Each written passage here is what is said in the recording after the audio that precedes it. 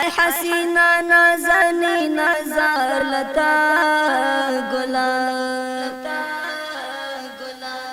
زما آقا زما پیشوا درنز دوا نبی د پاک الله نبی د پاک الله ستاد شیرین مون سره وایم صلی الله نبی د پاک الله نبی د تلپاتې څښتن تعالی په سپېڅلي نامه د شرق راډیو تلویزیون درنو قدرمنو لیدونکو او اوریدونکو یو ځل بیا د مینې او د خلوص نه مې ډک سلامونه او نیکې هیلې قبوله او منظوره کړي.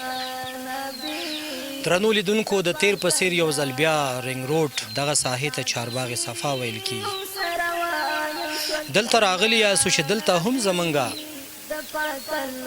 یو داسې کورنۍ ژوند کوي چې د ژوند پړاوونو سره لاس او ګریوان دي. دا چې دا کورنۍ د کومو ستونزو سره مخامخ دي، دوی باندې د روژې د مبارکې میاشتې شپې او ورځې څنګه تیریږي، د دغې کورنۍ د غړو څخه اورو. ستړی مه شي مورجانې. مورجانې راته دا ووایي چې د روژې مبارکې میاشتې شپې او ورځې څنګه تیریږي؟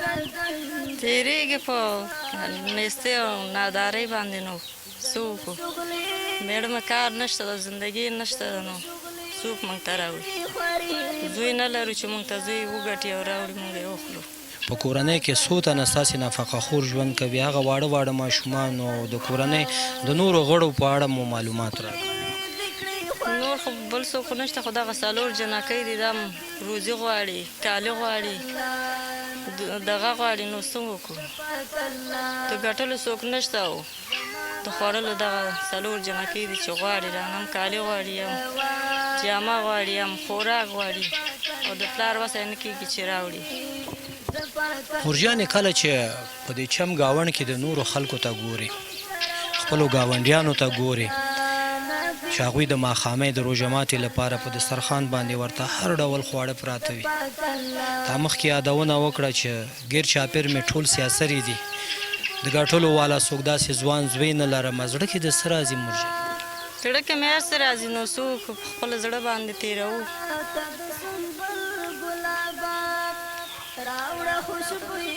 غریبي ده، نو په ځان باندې تېروو، په لږې او په تندې باندې تېروو. نو چاته وجاړو، چاته دغه خبرې په فریاد وي، څوک خو د مونږ خبرې نه اوري. څوک چې اوري هغه یو خدای دی چې هغه د اوري او په مونږ تېرېږي. بېشکه مورجانې څو ورځو کې به انشاءالله د خیرو سره اختر وي. د اختر لپاره دغه واړه ماشومانو ته او هغه خوراکۍ ته د جامې څه کړي او که نه؟ هېڅ شی مې نه دي کړي، د کوم ځای نه پیسې کړو یا دغه وکړو چې ورته وکړو. بس همدغه کالي د زړو که تېروو، نو څوک مونږ ته راکړي چې مونږ ورته وکړو. څوک راکړي هماغه زاړه اغوندو، نوی خو د مونږ وس نه کېږي چې مونږ وکړو. هغه د مونږ حالات خپله ګورې، دغه هم کور ده، دغه هم زندګي ده. خوشحاله اوسئ مورجانې. د شرق راډیو تلویزیون درنو قدرمنو لیدونکو او اوریدونکو، دا چې تاسې ګورئ موږ هر یو کورنۍ ته ځو او مختصر د هغو کورنیو غږ راخلو تر څو پورې موږ سره وخت لږ دی. انشاءالله چې څو ورځې وروستو اختر به وي، موږ غواړو چې دغه زر دغه خپلو خویندو ورونو ته، هغو اړمنو کورنیو ته چې ناداره، محتاجه، غریبې او فقیرې دي، دغه پیکیجونه، دغه خوراکي توکي وسپارو تر څو پورې دغه څو ورځې چې د روژې مبارکې میاشتې پاتې دي په دوی باندې په مینه او په محبت سره تیر شي. درنو لیدونکو، دغه کورنۍ ته مو هم د HHRD هیلپینګ هینډ مؤسسې هغه مرستې راوړي دي چې دوی ته سپارو. HHRD یوه بله برنامه هم د لاس لاندې لري چې تاسې ګورئ، موږ مرستې دغسې اړمنو کورنیو ته راوړو او دوی ته سپارو. د دغه برنامې نوم دی ډور ټو ډور، دروازه په دروازه. تاسې ګورئ چې دغه کورنۍ ته مو هم یوه غټه توړه وړه، بوره، غوړي، وریجې، خرما، لوبیا او مالګه راوړئ چې دغه مرکې ته او دغه خوراکۍ ته، دغه کورنۍ ته یې سپارو چې دغه پاتې د روژې مبارکې میاشتې شپې او ورځې په دې باندې په مینه او په محبت سره تیر شي. مورجانې نن تاسې سره دغه HHRD هیلپینګ هینډ مؤسسې مرسته وکړه، څه ویل غواړې د دعا په شکل کې د دوی نه څه مننه کوې، زړه کې د نور داسې کومې خبرې دي مهرباني وکړي. چا چې موږ سره کومک کړی د هغې سره د خدای وکړي، خدای د ورسره ښه وکړي چې د غریبانو خبره واورېده او ورسره یې کومک وکړو.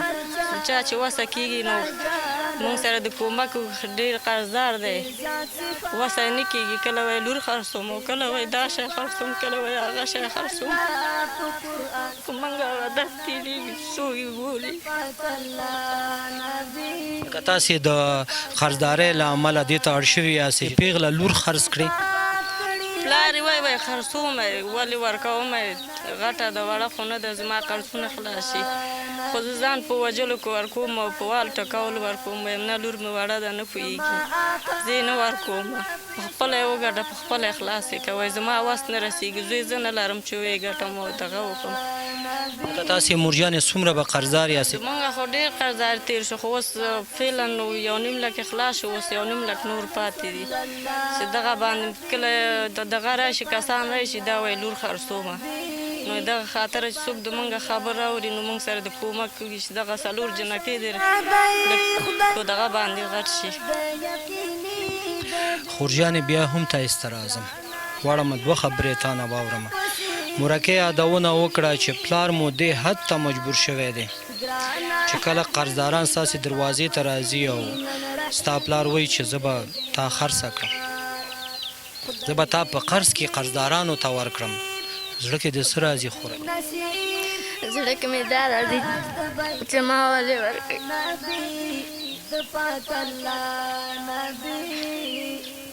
که د یو ځوان ورور وی تاسې ته به یې ګټه کولې، تاسې ته به یې نفقه برابرولې، نن به تاسې دغسې مشکلاتو سره مخامخ نه وئ. نه، که ورور مې وی اوس به په مونږ باندې حالات ولې وي. زما آقا زما پیشوا قرضونه دي د پاک الله. د اختر لپاره خورجانې جامې، بنګړي، لپټه داسې نور څه مو اخیستي؟ نه، تر اوسه مې څه نه دي اخیستي، نشته مونږ سره چې نه نو څه به وکړو. دغه خبره مې د مورکۍ نه هم پوښتنه وکړه، تاسې نه هم غواړم خورجانې چې وپوښتمه. ماښام چې کله د روژه ماتې وخت کېږي او تش دسترخوان ته ناسته یې، زړه کې د څه راځي؟ زړه کې مې دا راځي که اوس دغه مونږ وی اوس به په مونږ د حالات ولې وی. که یې خورو او که نه یې نه خورو، بس ناسته استو. الله دې ورحمیږي. درنو لیدونکو، د دغه خوراکۍ تر څنګ یو بل کوچنی خوراکۍ هم ولاړه ده. کله چې دا خوراکۍ جاړي او مورکۍ جاړي، هغه خوراکۍ هم سترګو کې اوښکې وینم. دې نه غواړم چې 2-3 خبرې واورم چې دی څه ویل غواړي. ولې بچی جاړي؟ خبرې کوی شو بچی؟ صحبت کرده میتونی امرم بچم؟ چرا گیران میکنی؟ بر مادرت سعی میکنی، بر خواهرت سعی میکنی، بر ناچاریت سعی میکنی، به خاطر چی گیران میکنی؟ بگو به ما کدام خواستایی داری که بغیر از ما بر تو پوره کنیم. همشیر میگم کبابی مزرای خوار کلان منمی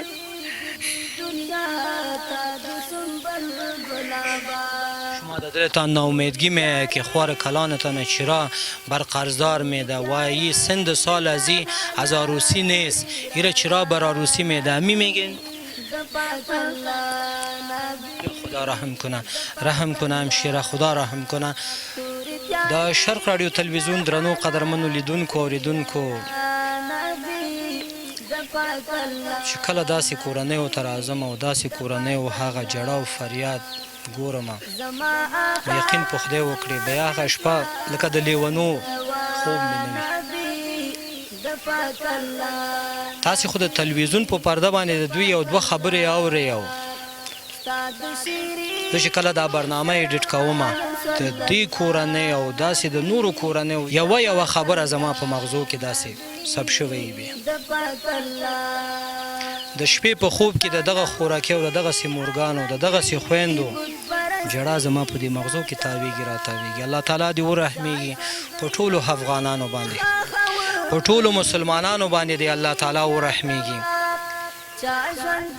بیا هم د HHRD هیلپینګ هینډ د مؤسسې څخه مننه کوم چې را سره تر دې دمه ملګرتیا کوي او موږ ته هغه زمینه مساعدوي چې دغسې اړمنو کورنیو ته ځو او د دوی غږ اخلو او تر تاسې رسوو. زموږ د برنامې چمتو کولو مخه او هدف دا دی چې د دغسې بېوزلو کورنیو تاسې ته غږ در ورسوو تر څو پورې هغه بډا او شتمن او هغه زړهسوان خلک دوی سره مرستې وکړي.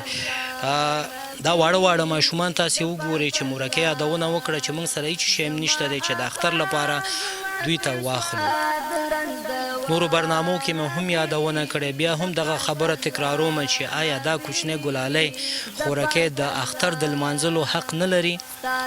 لري. ولې نه لري؟ د ټولو شتمنو هیوادوالو نه هیله کوم چې راشي او دغه کورنۍ سره مرستې وکړي. درنو لیدونکو، دا وه د نن ورځې خپرونه چې دغه خورکۍ او دغه مورکۍ او تر څنګ یې دغه واړه واړه ګلالي ګلالي ماشومانو سره مې چمتو کړه. تر بلې خپرونې چې بیا هم زه توریالی ساحل او ما سره د کمرې په برخه کې ساحل شاداب ستاسې د کورونو میلمه کیږو.